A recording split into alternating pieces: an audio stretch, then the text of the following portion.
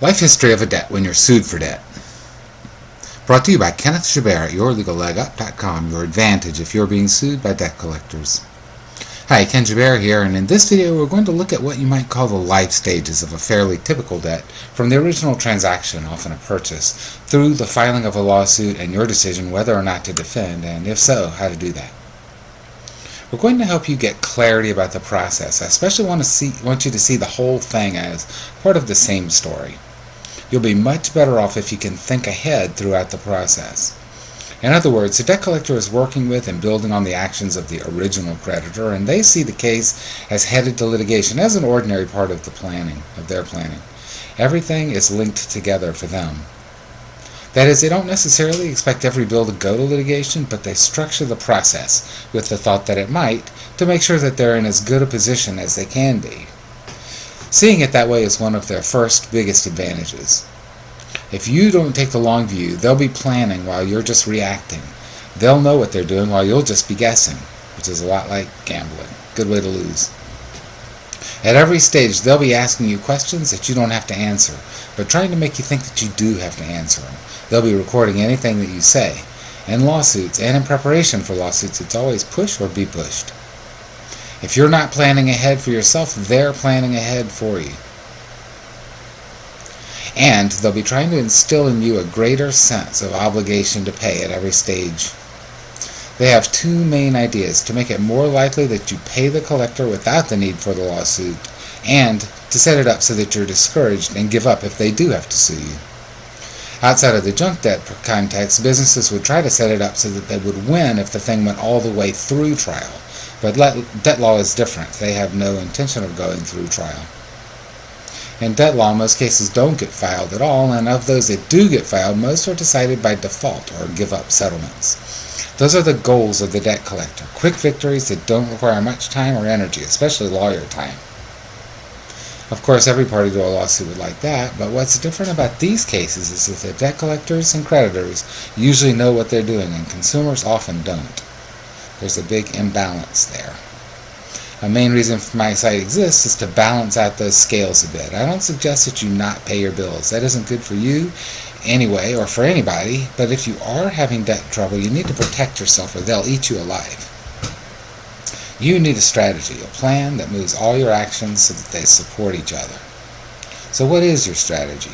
Basically, it's the opposite of the debt collector strategy. You want to restrict information to them and to prepare yourself for the worst. If this is a bill that you think you can and should pay, you want to keep that option for as long as possible. With those things in mind, let's look at the life of a typical debt.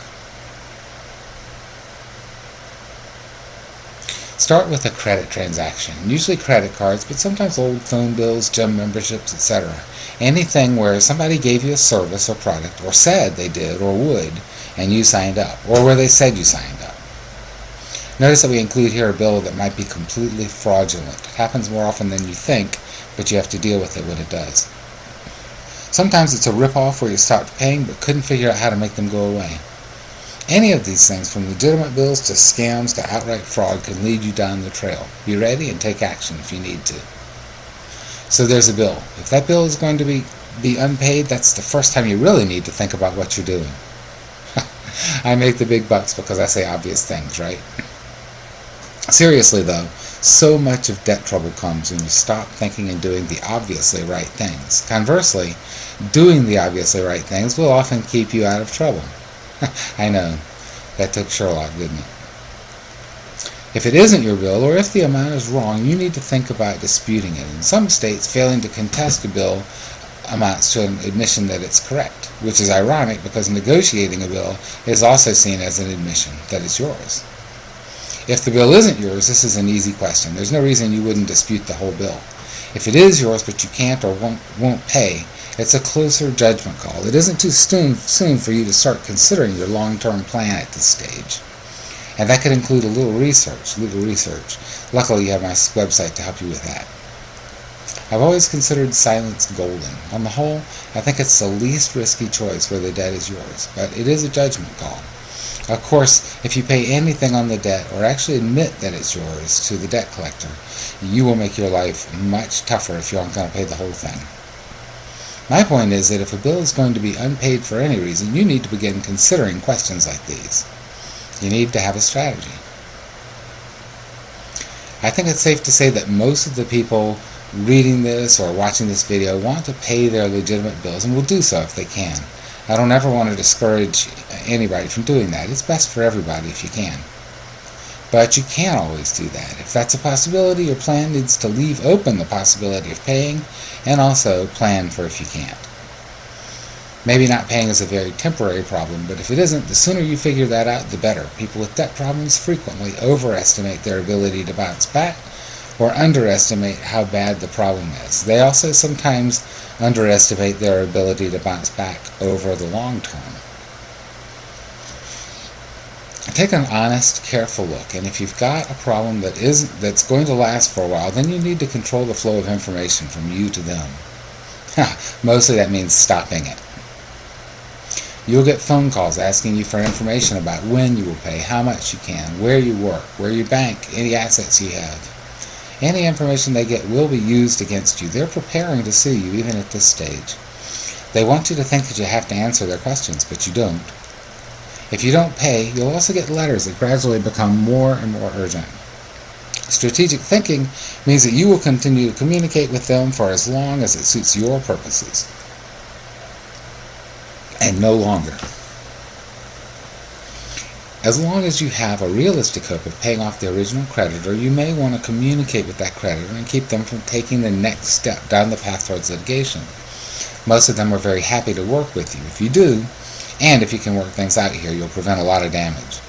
But if you can't, then eventually the original creditor will seem to give up and will charge off your account.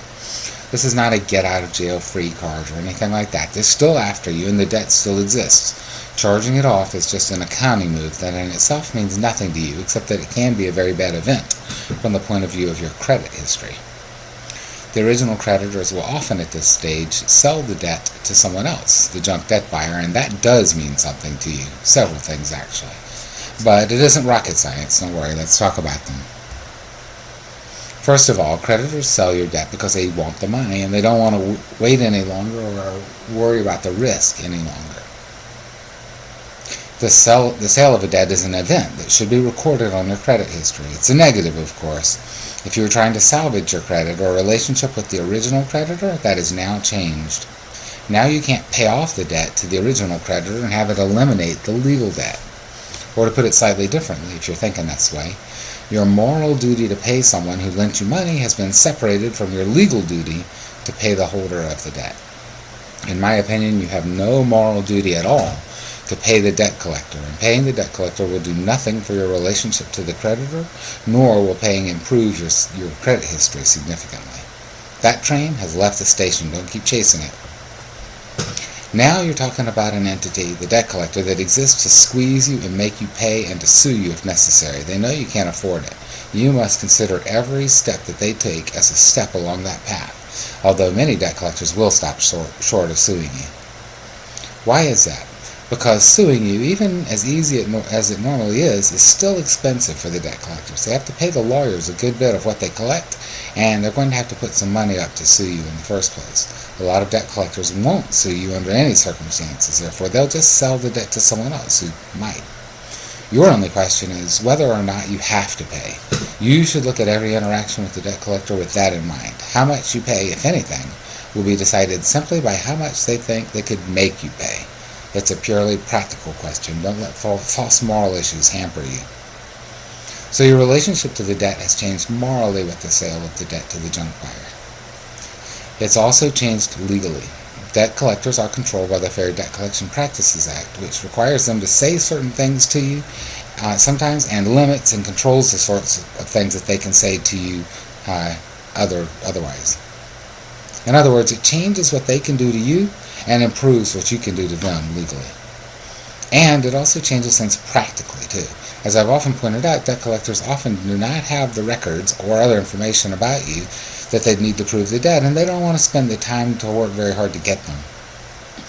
Chances are they can't actually make you pay, and that's why they only pay a few cents on the dollar of the debt. And it's also why they work so hard to try to get you to default and not to defend yourself. Every time the debt gets sold, and with every passing day, the chance of them being able to prove the debt and make you pay goes way down. A debt collector must send you notice of your right to dispute the debt and to seek verification.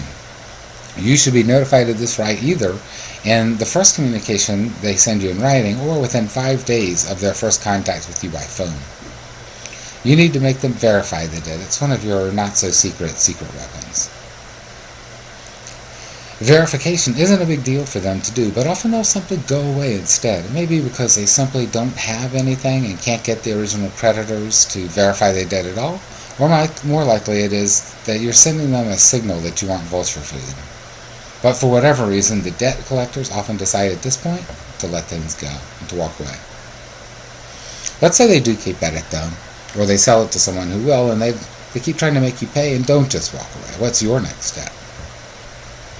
The next step is a non-legal one.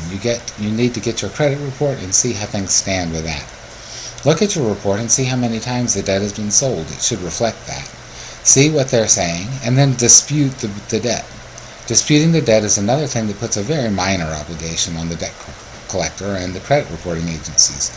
I remember reading that the average investigation conducted by the agencies took under a minute. I really don't see how that's even possible to call that an investigation, to tell you the truth. However, once you dispute the debt, you do two things. You force the credit reporting agencies to report that you dispute the debt, and you create an obligation for the debt collectors to state the truth. An obligation you can back up with a lawsuit. So you're positioning yourself for a counterclaim. And the next action by the debt collector is to sue you. Now remember, I said a lot of them won't sue you, but you might go around in a loop a few times before they find a debt collector that will sue you.